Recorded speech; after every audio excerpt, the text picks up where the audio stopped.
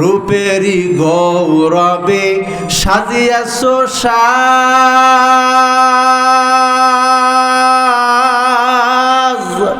সোনা দানা কত কি আর রাজকী পোশাক, যেদিন প্রাণ চলে যাবে সবই পরে রবে, যেদিন প্রাণ চলে যাবে সবই পরে রবে, গায়ে দিবে মার কিনু থন রে মন আমার, কেন বান্ধ দালান ঘর। রব্বি ইশরাহ লি সাদরি ওয়া ইয়াসসির লি আমরি ওয়াহলুল উকদাতাম মিন লিসানি ইয়াফকাহু কওলি। আলহামদুলিল্লাহ, সমীরনগর পশ্চিমপাড়া যুব সমাজের উদ্যোগে পশ্চিমপাড়া জামে মসজিদ উন্নয়ন ও সমস্ত কবরবাসী রুহের মাগফিরাত কামনার্থে 17তম বার্ষিক ওয়াজ ও দোয়ার মাহফিলের সম্মানিত সভাপতি মুআজ্জাজ মুকাররম জাতির রাহাবার হযরত উলামায়ে কেরাম, দূর দূর থেকে আগত আল্লাহ পাকের জাকিরিন শাকিরিন মুহিব্বিন মুরাব্বিয়ানে আযম, কলিজার টুকরা সমবয়সী যুবক বন্ধু, স্নেহের ছোট ভাই, পর্দারত অবস্থান করিতেছেন সম্মানিত মা ও বোনেরা, আল্লাহ পাকের দরবারে হাজারো লাখ কোটি গুণের শুকর ও সুজুদ, যে আল্লাহ তাআলা আমাদেরকে অত্যন্ত মহব্বত ও ভালোবেসে দয়া করে মায়া করে আজকের এই মোবারক দিনে মাহফিলের প্যান্ডেলে বসে কোরআন সুন্নাহ থেকে কিছু কথা বলার শোনার তৌফিক আল্লাহ আমাদেরকে দান করেছেন। এই জন্য আমরা সকলেই কালিমাতুশ শুকরিয়া আদায় করি বলে আলহামদুলিল্লাহ। বিগত বছরও মাহফিল হয়েছিলেন, আজও মাহফিল হচ্ছে, মাঝখানে একটা বছর গত হয়ে চলে গেছে। এই বছরের মাঝে যারা অন্ধকার কবরে চলে গেছে, আল্লাহ তাআলা সকলের ভুল ত্রুটি বেয়াদবি ক্ষমা করে ঠিকানাটা জান্নাতুল ফেরদাউস করে দিক বলে আমিন। যারা আল্লাহ তাআলা আমাদের যাদের হায়াতে মোবারকে হায়াতের মধ্যে বরকত দিয়ে আজ এই মোবারক দিন পর্যন্ত হায়াতকে লম্বা বানিয়ে দিলেন, ওই রব্বে কাবার কাছে শুকরিয়া আদায় করি আলহামদুলিল্লাহ। সম্মানিত হাজিরিন, আজকের অনেক উলামায়ে কেরাম আলোচনা করবে, সে আসরের পর থেকে আলোচনা হচ্ছে, তো আহ্বান করব এখনো যারা বাহিরে ঘোরাফেরা আমরা করতেছি, সময় নষ্ট না করে আমরা সকলেই ওয়াজের প্যান্ডেল এসে বসি। মোবারক প্যান্ডেল, এমন দামি, বলে কেমন দামি ওয়াজের প্যান্ডেলে বান্দা বসতে দেরি, জীবনের সগীরা গুনাহগুলো মাফ হইতে দেরি হয় না, বলেন সুবহানাল্লাহ। আল্লাহ তাআলা এই ওয়াজের প্যান্ডেলে যারা বসে, ফেরেশতাদের চেহারাগুলো দেখে দেখে যায় এবং নামগুলো লিস্টি করে যায়, বলে আমি বসলাম, কি ফায়দা হলো না হলো এটা আমি দেখতেছি না, এই মোবারক ময়দানে বসার ফায়দা দুনিয়াতেও মানুষ পাবে, আখিরাতেও পাবে, বলেন সুবহানাল্লাহ। সম্মানিত হাজিরিন, আল্লাহ তাআলা পৃথিবী নামক এই জগৎকে সৃষ্টি করেছেন। পৃথিবীর এই জগৎ একটা সময় ধ্বংস হয়ে যাবে। আমরা মানুষেরা একটা সময় ছিলাম রুহু জগতে, যখন আমাদের কোনো অস্তিত্ব ছিল না, আমাদের কেউ চিনত না, জানতো না। রুহু জগৎ থেকে আল্লাহ তাআলা আমাদেরকে মায়ের গর্ভে পাঠাইলেন একটা জগৎ, মায়ের গর্ভের ভিতর একটা জগতে আমরা ছিলাম, তখনও দুনিয়ার মানুষ আমাদের চিনত না। মায়ের গর্ভের জগৎ থেকে আল্লাহ তাআলা এই পৃথিবী নামক গ্রহ, এই দুনিয়ার জগতে আল্লাহ আমাদেরকে পাঠিয়েছেন। এই দুনিয়ার জগৎ আবার একটা সময় বিলুপ্ত হয়ে যাবে, ধ্বংস হয়ে যাবে, ইয়াউমুল কিয়ামাহ। দুনিয়ার জগৎ পাড়ি দিয়ে আমরা চলে যাব বারজাখ, আলমে বারজাখ, কবরের জগৎ। কবরের জগৎটা বড় ভয়ঙ্কর। রুহু জগৎ কিভাবে ছিলাম জানা নাই, মায়ের গর্ভ কেমন ছিলাম জানা নাই। দুনিয়ার জগতে বান্দা ভালো কাজ করো না খারাপ কাজ করো, এটার ফলাফল হবে আলমে বরজাখ, কবরের জগৎ। কবরের জগতের পরে হবে ইয়ামুল কিয়ামা, কিয়ামতের জগৎ। তো দুনিয়ার জগতে মানুষ ভালো কাজ করে না খারাপ কাজ করে, দুনিয়ার জগৎ পাড়ি দিয়ে আমরা চলে যাব বরজাখ, ইয়ামুল কিয়ামা।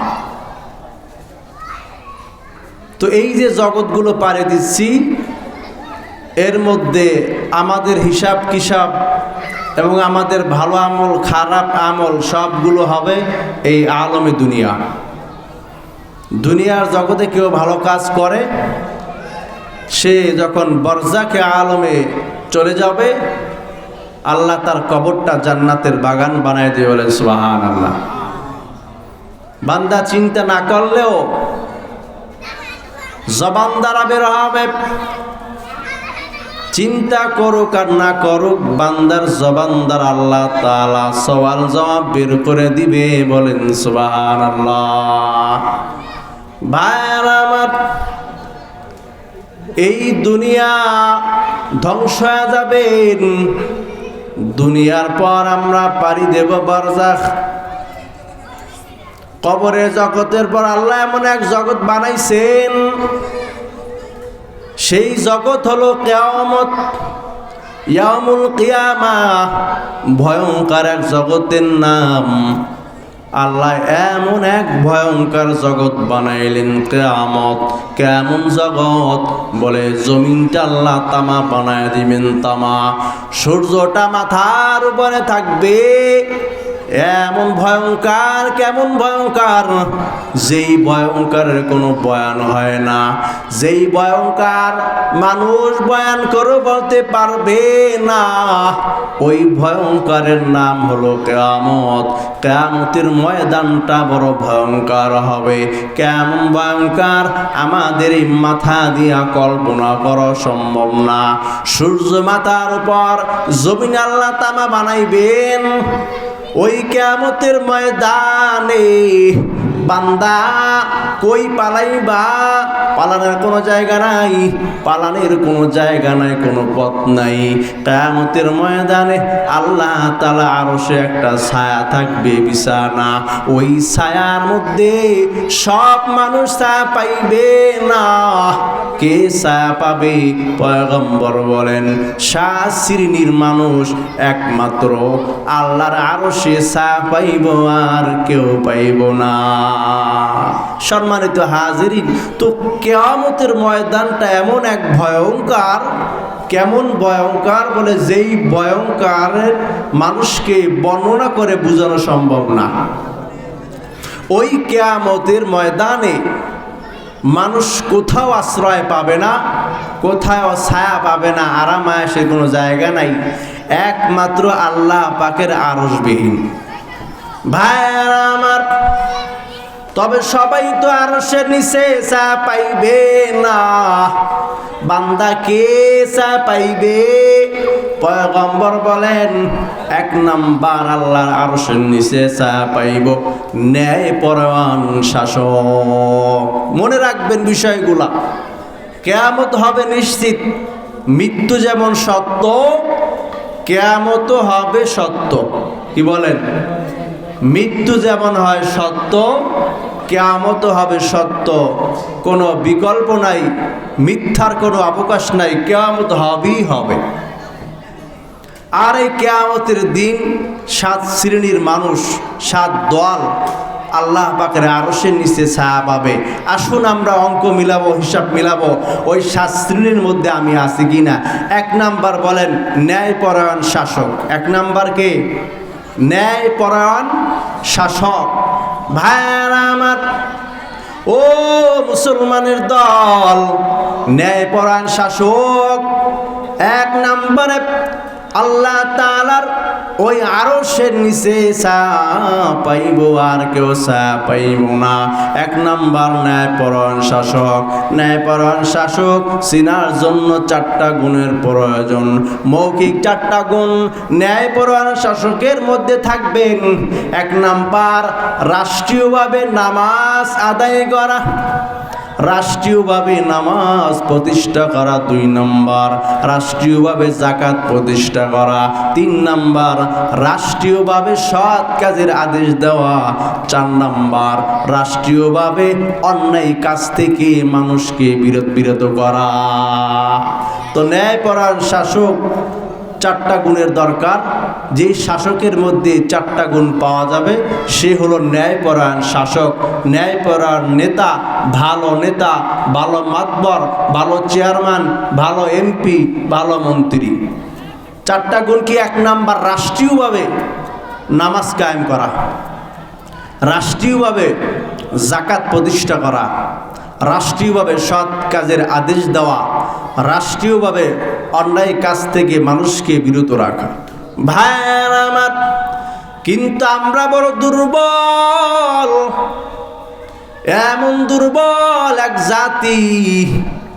কোথায় সেই ন্যায়পরায়ণ শাসক? বিদায় হয়ে চলে গেছেন। পয়গম্বর নাই, বিদায় নিছেন। সাহাবারা বিদায় নিয়ে চলে গেছেন। ন্যায়পরায়ণ শাসকের দরজা তালা লেগে গেছে। ওমর ফারুক রাদিয়াল্লাহু তাআলা আনহু ছিলেন ন্যায়পরায়ণ শাসক। ওমর, ওসমান, আলী সাহাবায়ে কেরাম ছিলেন ন্যায়পরায়ণ শাসক। পৃথিবীর শ্রেষ্ঠ শাসক মুহাম্মাদুর রাসূলুল্লাহ সাল্লাল্লাহু আলাইহি সাল্লাম, তার মতো আর কেউ ন্যায়পরায়ণ শাসক নাই। পয়গম্বরের মতো কোনো ন্যায়পরায়ণ শাসক আর আসবেও না। কেমন ন্যায়পরায়ণ? হাবিবে কিবরিয়ার কাছে একটা বিচার গেল। ও পয়গম্বর, বিচার নিয়ে আসলাম। কি বিচার? সম্ভ্রান্ত এক মহিলা চুরি করলো, চুরি আপনি বিচার করবেন। সাহাবায়ে কেরাম তার আগে একটা গোল মিটিং করে নিল। সাহাবায়ে কেরাম বসা, সাহাবারা আলোচনা করলো পয়গম্বরের কাছে একটু অজুহাত দেব। ও পয়গম্বর, বিচারটা একটু শিথিল করেন। সম্ভ্রান্ত নারী, বিচারটা একটু কমায়া দেন। সাহাবারা রাসূলের কাছে আরজ করলেন, পয়গম্বর বিচারটা একটু কমায়া দেন। আল্লাহর পয়গম্বর কয়, সাহাবারা শোনো, তোমরা কি চাও গো আমি আল্লাহর বিধানকে লঙ্ঘন করব? সম্ভব না। আরে সাহাবারা শুনিয়া লও, তোমাদের পূর্ববর্তী জাতিরা, শাসকরা, তোমাদের পূর্ববর্তী মন্ত্রীরা ধ্বংস হয়ে গেছে। এই জন্য তারা ইনসাফ কায়েম করে নাই, তারা মানবতা দেখায় নাই, এই জন্য ধ্বংস হয়ে গেছেন। সাহাবারা শুনিয়া লও, তোমার আমার মেয়ে ফাতেমা যদি রাষ্ট্রের মধ্যে চুরি করে, আমি পয়গম্বর হাত কাটতে দ্বিধাবোধ করব না। বলেন সুবহানাল্লাহ। পৃথিবীর শ্রেষ্ঠ ন্যায়পরায়ণ শাসক জনাবে মুহাম্মদ সাল্লাল্লাহু আলাইহি ওয়াসাল্লাম, তার মতো ন্যায়পরায়ণ শাসক আর নাই। এখন আমাদের দেশে যারা বড় বড় পদে থাকে, তারা কোনো অপরাধ করলে কোনো অপরাধী না। তাদের ওয়ারিশ, তাদের বংশধর, তাদের ছেলে, তাদের মেয়ে কোনো অপরাধ করলে কোনো অপরাধী না। কারণ ইনসাফ নাই আর ন্যায়পরায়ণ শাসক নাই। কথা বলা ঠিক কিনা?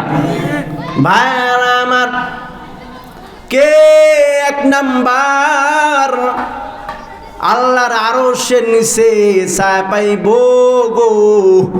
1 নাম্বার ন্যায়পরায়ণ শাসক। ন্যায়পরায়ণ শাসকের জন্য 4টা গুণের প্রয়োজন। রাষ্ট্রীয়ভাবে বান্দা নামাজ কায়েম করবা, রাষ্ট্রীয়ভাবে বান্দা যাকাত প্রতিষ্ঠা করবা, রাষ্ট্রীয় বান্দা সৎ কাজের আদেশ দাও, রাষ্ট্রীয়ভাবে বান্দা অন্যায় কাজ থেকে মানুষকে বারণ করবা। এই 4টা কাজ যদি তুমি পারো গো, তাহলে তুমি ন্যায়পরায়ণ শাসক।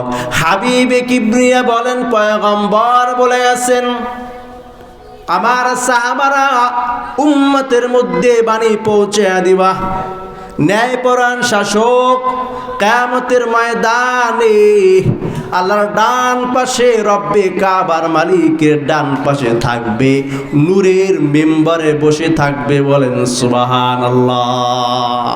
ন্যায়পরায়ণ শাসক কত দামি! আলেম, হাফেজ, কারি এদের কথা বলা হয় নাই যে আল্লাহ পাকের আরশে আল্লাহর ডান পাশে, হাতের ডান পাশে নূরের মেম্বারে বসবে। কে বসবে? বলে ন্যায়পরায়ণ শাসক বসবে। তো ন্যায়পরায়ণ শাসক, সব মানুষ শাসক। আপনি পরিবারে আপনি ন্যায়পরায়ণ হন, আপনি সমাজের মাতবর আপনি ন্যায়পরায়ণ হন, আপনি এলাকার চেয়ারম্যান আপনি ন্যায়পরায়ণ হন, আপনি এলাকার মেম্বার আপনি ন্যায়পরায়ণ হন, আপনি এমপি, আপনি আপনার আন্ডারে যত জেলা বিভাগ, যত থানা আছে আপনি ন্যায়পরায়ণ হন, দেশের সরকার পুরো দেশের জন্য আপনি ন্যায়পরায়ণ হন। দুনিয়াতে সুনাম খ্যাতি পাবেন, কিয়ামতের দিনও জান্নাতে চলে যাবেন। বলেন ঠিক কিনা মুহতারাম হাজিরিন? তাহলে 1 নাম্বার গেল ন্যায়পরায়ণ শাসক। 2 নাম্বার, আল্লাহ পাকের আরশের নিচে ছায়া পাবে ওই যুবক যার ইবাদত কাল কেটেছে, যার যৌবন কাল কেটেছে ইবাদতের মধ্যে। ওই যুবক কোন যুবক?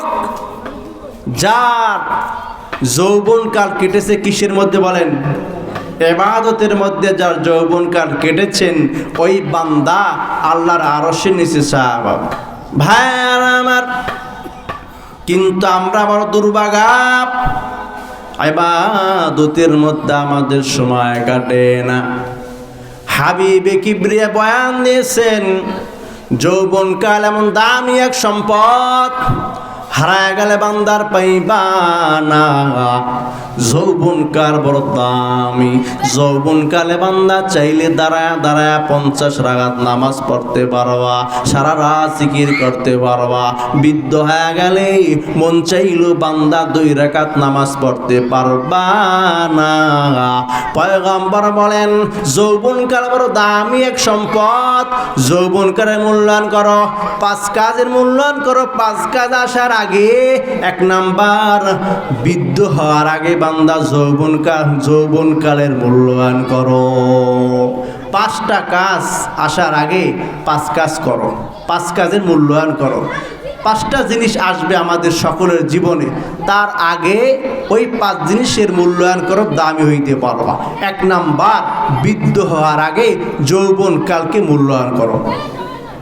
কারণ বৃদ্ধ হয়ে গেলে আর শরীর চলবে না, পা চলবে না, হাত চলবে না। এই জন্য বৃদ্ধ হওয়ার আগে তোমার যৌবনকালটাকে মূল্যায়ন করো। ভাইরা আমার, পয়গম্বর বলে 2 নাম্বার, ব্যস্ত হওয়ার আগে বান্দা অবসর সময়ের কাজে লাগাও। ব্যস্ত হয়ে যাইবা, ব্যস্ত হওয়ার আগে অবসর সময়ের মূল্যায়ন করো। দাম আল্লাহ বাড়াই দিবেন। কেউ জেলখানায় গিয়েও কোরআনের হাফেজ হয়ে যায়। বৈশা আছো বান্দা, জিব্বা নারায় নারায় আল্লাহর জিকির করো, তাসবিহ পড়ো। এমন একটা সময় আসবে গো, মন চাইলেও জিব্বা নারায় জিকির করতে পারবা না। অবসর সময় কাজে লাগাও হে মুমিন। পয়গম্বর বলেন, ব্যস্ত হয়ে যাইবা, ব্যস্ত হওয়ার আগে অবসর কাছের বান্দা মূল্যায়ন করো। মরণের আগে হায়াতকে মূল্যায়ন করো।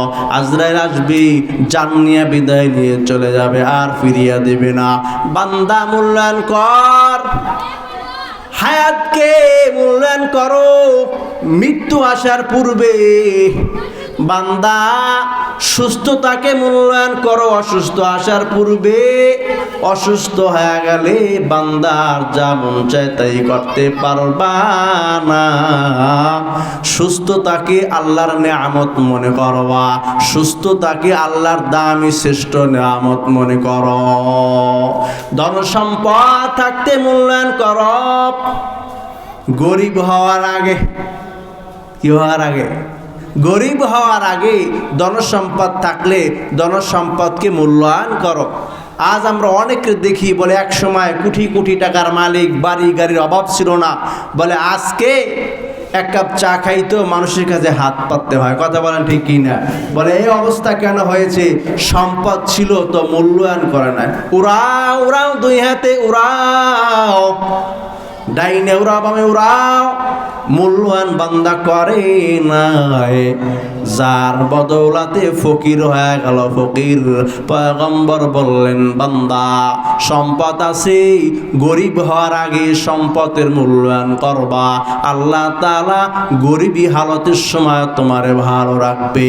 ও মুসলমানের দল, পয়গম্বর বলেন আরশের নিচে ওই যুবক চা পাইবে যেই বান্দা যৌবনকালটা ইবাদতের মধ্যে কাটাইল, ইবাদতের মধ্যে আল্লাহকে স্মরণ করলো, ওই বান্দা আরশের নিচে কিয়ামতের ময়দানে আল্লাহর আরশের নিচে ছায়া পাবে। বলেন সুবহানাল্লাহ, জোরে বলি না সুবহানাল্লাহ। তো আরশের নিচে আমাদের এই যুবক ভাইয়ের আজকে মাহফিলের আয়োজন করেছে, প্রশংসনীয়, আলহামদুলিল্লাহ। ভালো কাজ, সুন্দর কাজ, প্রশংসনীয় কাজ। এটা একটা যৌবনকালের ভালো কাজ। এই জন্য যুবক ভাইদের কি বলবো, দুনিয়ার এই ফিতনার থেকে বিমুখ হয়া যৌবনকালটা আসুন আমরা আল্লাহর ইবাদতে কাটাই। 5 ওয়াক্ত নামাজ বা জামাত আদায় করি, সৎ কাজে চলি, সব ধরনের মাদক দ্রব্য পরিহার করি, পিতামাতার সম্মান শ্রদ্ধা করি, স্ত্রীর হক আদায় করি, ছেলে মেয়ের হক আদায় করি, মা বাবার হক আদায় করি, পাড়া প্রতিবেশীর হক আদায় করি। আসুন যৌবনকালটা এই যুবক বয়সটা ইবাদতে কাটাই। কি লাভ হবে? কিয়ামতের ওই মুসিবতে জমিনটা তামা বানায়া সূর্যটা আল্লাহ মাথার উপরে যখন দিবে, আল্লাহ আরশের নিচে ছায়া দেবে। আরশের নিচে যারা ছায়া পাবে তারা আল্লাহর বন্ধু। আরশের নিচে ছায়া পাওয়া মানি জান্নাত পাওয়া। বলেন সুবহানাল্লাহ। আলহামদুলিল্লাহ, আমাদের প্রধান বক্তা এসেছেন, উপস্থিত হয়েছেন, সকলে বলে আলহামদুলিল্লাহ। মুহতারাম হাজিরিন, তো বলতেছিলাম 2 নাম্বার ওই ব্যক্তি আরশের নিচে ছায়া পাবে যার যৌবনকাল ইবাদতের মধ্যে কাটিয়েছে। ভাইয়ার আমার 3 নাম্বার ওই বান্দা আরশের নিচে ছায়া পাইব যেই বান্দার অন্তরটা আল্লাহর ঘর মসজিদের সাথে মোলাকাত। যেই বান্দা আল্লাহর ঘরের সাথে মোলাকাত, বড় সম্পর্ক হইছেন। ও মুসলমানের দল, এই জন্য আল্লাহ পাকের আরশের নিচে আল্লাহর ওই বন্ধু ছায়া পাইবে যেই বান্দা আল্লাহর ঘরের সাথে বড় মোলাকাত হয়েছেন, আল্লাহর ঘর মসজিদের সাথে যার বড় সম্পর্ক আছে। আজান দিছে তো বান্দা ঘুমাইছেন তো কান খারাপ, কখন আল্লাহ ডাক দিবে আমি রওনা হব গো। আল্লাহ ডাক দিছেন তো আর ঘরে বসা থাকা যাবে না। আল্লাহ ডাক দিছেন তো বান্দা মসজিদে রওনা। বৃষ্টি আর ঝড় তুফান ঠান্ডা কোনো কিছু তারে মানাইতে পারে না। আল্লাহ ডাক দিছেন, আল্লাহর ঘরে বান্দা দৌড়ায়া দৌড়ায়া যায়। আল্লাহর ঘরে গিয়ে দিলটা বড় ঠান্ডা হয়ে যায়। পয়গম্বর বলেন ওই বান্দা ওই কিয়ামতের ময়দানে আল্লাহর বানানো আরশের নিচে ছায়া পাইব। কোন বান্দা? যেই বান্দার অন্তর আল্লাহর মসজিদের সাথে বড় মোলাকাত সম্পর্ক হয়। পয়গম্বর বলেন বান্দা বাজার খারাপ জায়গা, বাজার পরিহার করো, আল্লাহর ঘর মসজিদে বসো। কারণ কি? মসজিদে বসলো আল্লাহ তাআলা আমলনামায় সব লিখতে থাকে। বলেন সুবহানাল্লাহ, জোরে বলি না সুবহানাল্লাহ। 3 নাম্বার গেল, 3 শ্রেণী গেল। 4র্থ নাম্বার ওই 2 ব্যক্তি, ওই 2 বান্দা বা ওই 2 শ্রেণী যারা একে অপরকে ভালোবাসে, মহব্বত করে একমাত্র আল্লাহকে রাজি খুশি করার জন্য, একে অপরকে পরিহার করে, পরিত্যাগ করে আল্লাহর জন্য। মানুষ মানুষকে ভালোবাসে আল্লাহর জন্য। প্রায় আল্লাহর জন্য আমি আলেমদের ভালোবাসি, আল্লাহর জন্য হুজুরদের ভালোবাসি, আল্লাহর জন্য অমুক ব্যক্তিকে ভালোবাসি, আবার আল্লাহর জন্যই অমুক লোককে আমরা পরিহার করি। আল্লাহর জন্যই মাওলানা স্যার সাহেবকে ভালোবাসছিলাম, আবার আল্লাহর জন্যই তাকে আমরা পরিহার করেছি। মানুষের ভালোবাসা হবে একমাত্র আল্লাহর জন্য, আল্লাহর জন্য সুসম্পর্ক হবে, আবার আল্লাহর জন্যই তাকে পরিহার করা হবে। বলে এই উভয় জনই আরশের নিচে ছায়া পায়। বলেন সুবহানাল্লাহ। ভাইরা আমার, 5 নাম্বার ওই বান্দা আরশের নিচে যায় পাইব যেই বান্দাকে কোন সুন্দরী সম্ভ্রান্ত নারী তাকে আহ্বান করলো জিনা ব্যভিচার করার জন্য, আর ওই বান্দা বলল ইন্নী আখাফুল্লাহ, আমি আল্লাহর ভয় পাই। যেই বান্দা আল্লাহর ভয়ে জিনা ব্যভিচার ছাইরা দেয়, আল্লাহর পয়গম্বর বলেন ওই বান্দা আল্লাহর বানানো আরশের নিচে ছায়া পাইব। যেই বান্দা আল্লাহর ভয়ে গুনাহ ছাইরা দিল, আল্লাহর ভয়ে জিনা ব্যভিচার ছাইরা দিল, আর জবান দ্বারা বলল ইন্নী আখাফুল্লাহ, আমি আল্লাহরে বড় ভয় পাই, বড় ভয় পাই, ওই বান্দার ঠিকানা আল্লাহর আরশ। বলেন সুবহানাল্লাহ। ভাইরা আমার, এইরকম যুবক বড় দুর্বল, এই জামানায় পাওয়া যায় না। দুর্বল হয়ে গেছেন, বলে আল্লাহর ভয় আমি আর চুরি করব না, আল্লাহর ভয় যার মধ্যে সে ডাকাতি করবে না, আল্লাহর ভয় সেই নারীর মধ্যে পর্দায় চলবে না, আল্লাহর ভয় যার মধ্যে মাপে কম দিবে না, আল্লাহর ভয় যার মধ্যে সে অন্যায় কাজে লিপ্ত হবে না। ইন্নী আখাফুল্লাহ, আল্লাহর ভয় যার ভিতরে থাকবে, আল্লাহর ভয় যেই বান্দা গুনাহ ব্যভিচার পরিহার করবে, আল্লাহ তাআলা তার ঠিকানা রাখবে জান্নাত। বলেন সুবহানাল্লাহ। ভাইরা আমার, হাবিবে কিবরিয়া পয়গম্বর বয়ান শুনাইতেছেন সাহাবায়ে কেরামরে। আরে সাহাবারা,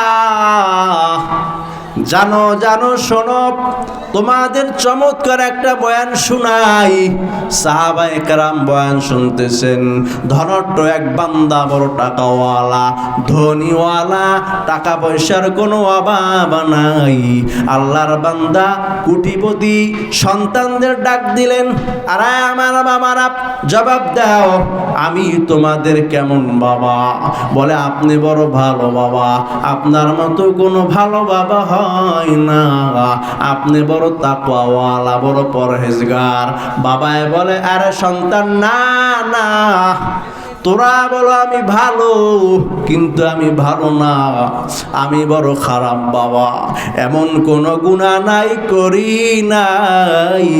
অতএব শোন, যেই দিন আমার মরণ হবে, মরণ হওয়ার পর আমার লাশটা আগুনের মধ্যে পুরাইয়া দেবা, আগুনের মধ্যে পুরাইয়া বন্যা এবং ঘূর্ণিঝড় শুরু হবে, ঘূর্ণিঝড়ের মধ্যে ফু দিয়া ছাইগুলো বাতাসে উড়াইয়া দেবা, আমি মাটির নিচে যাইতে চাই না।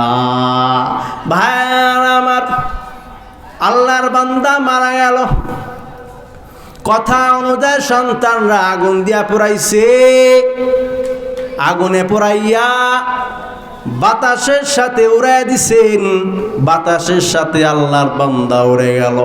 পয়গম্বর বয়ান দিয়ে শুনাইছেন, আল্লাহ তাআলা তারে দাঁড় করাইল। আরে বান্দা, কেন নিজেকে পড়াইয়া আবার ছাই বানায়া বললা উড়াইয়া দিতে?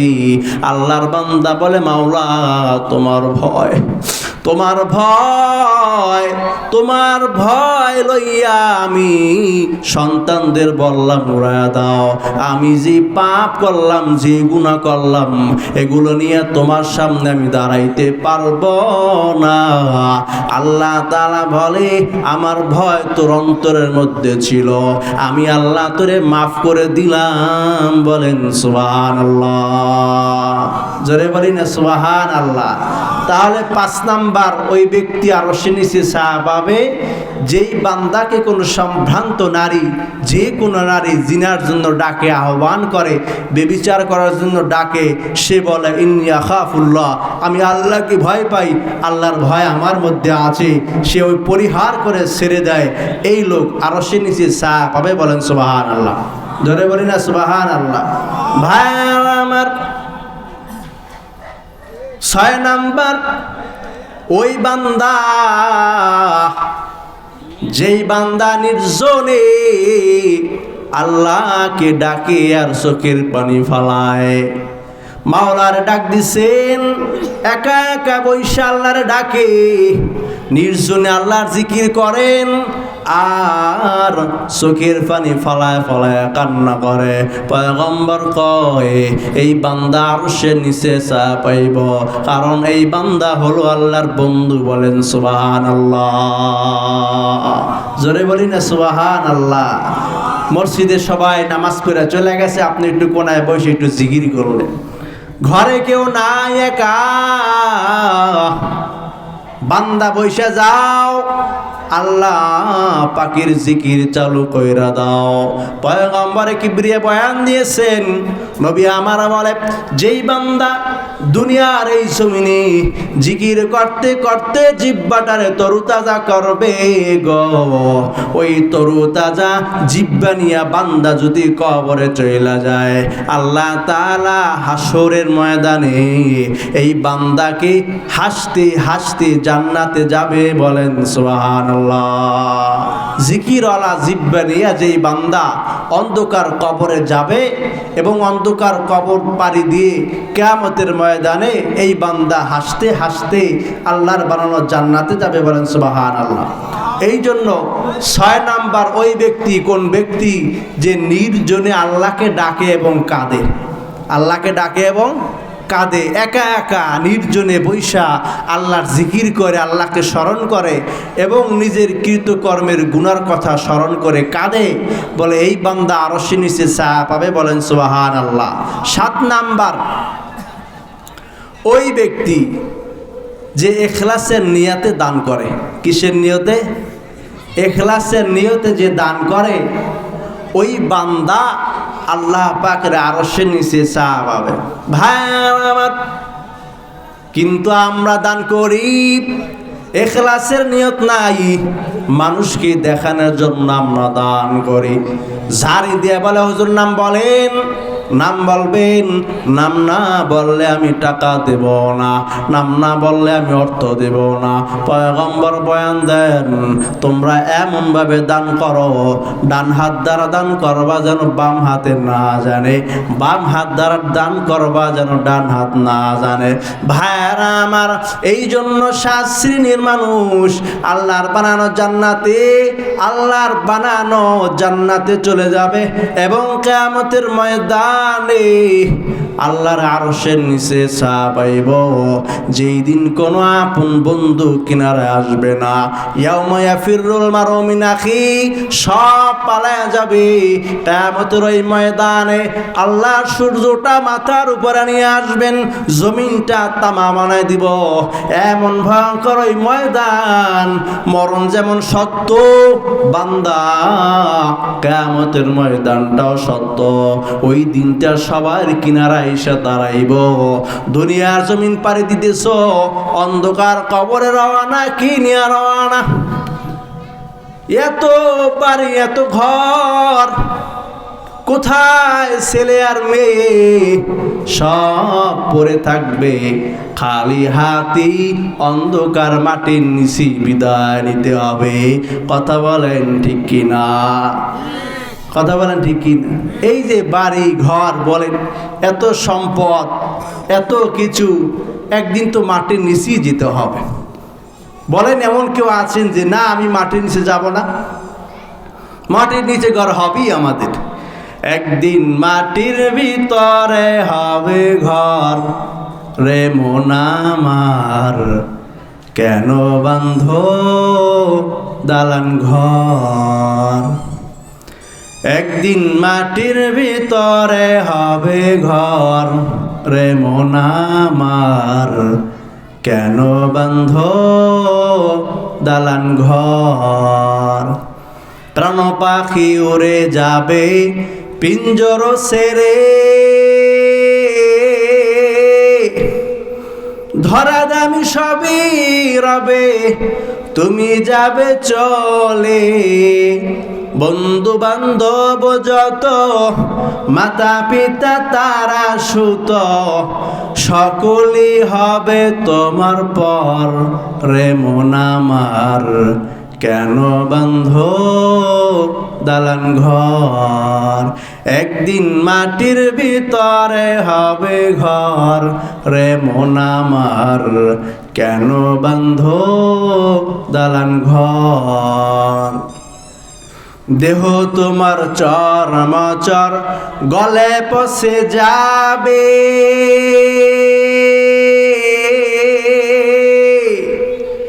শিরা উপশিরা গুলি ছিন্ন ভিন্ন হবে, মুন্ড মেরুদণ্ড সবই হবে খণ্ড খণ্ড, মুন্ড মেরুদণ্ড সবই হবে খণ্ড খণ্ড, পরে রবে মাটির উপর।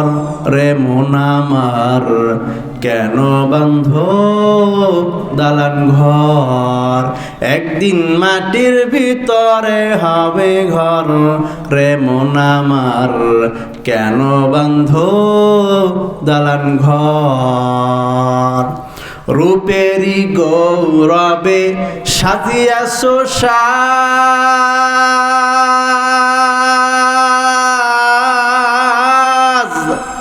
সোনা দানা কত কি আর রাজকী পোশাক, রূপেরি গৌরবে সাজিয়াছো সাজ,